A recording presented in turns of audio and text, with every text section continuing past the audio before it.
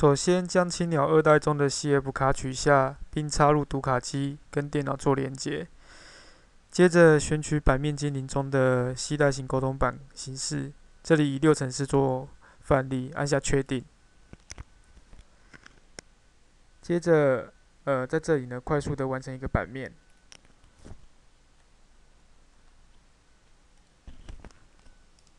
我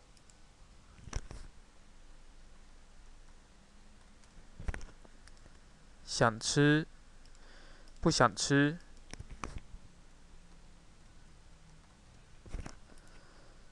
想喝，不想喝。好，后面用树状图搜寻里面的食物、主食，好，一一盖上去。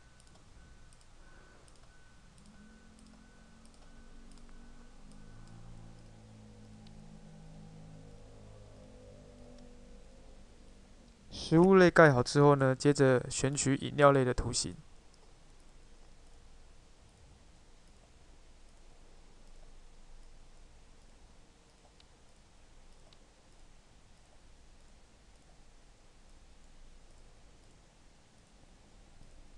好，这样子呢就简单完成一个版面了。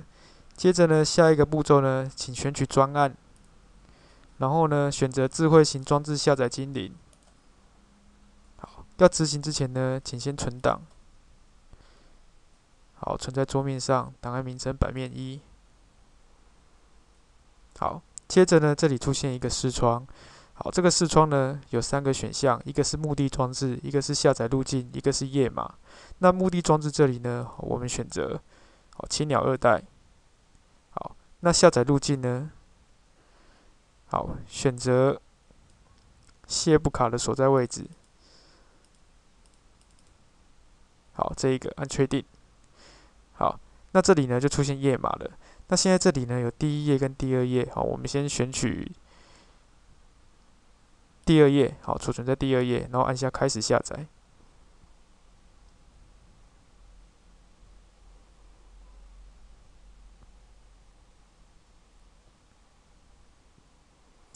那现在呢，它就把里面的语音呢传输到 CF 卡里面。等到完成之后，会出现一个视窗，好，下载资料完成的视窗，然后按下确定。好，这个时候呢，第2页，好，在 CF 卡里面的第2页就是我们刚刚在电脑上面做了这个版面的语音。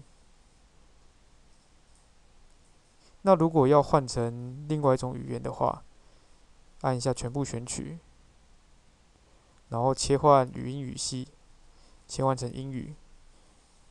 好，然后呢，这时候呢，我们一样选择专案，智慧型装置下载精灵。好，一样存档。好，存档之后呢，好，我们刚第2页存完了，然后接下来第3页就会出来。好，然后它会一页一页的慢慢的显示。好，那一共呢，好，一共有11页。那第11页是玩具页。好，所以就是1到10页可以录制24个的声音。那使用者可以自己去做选择。好，那现在我们把声音储存在第三页，然后按下开始下载。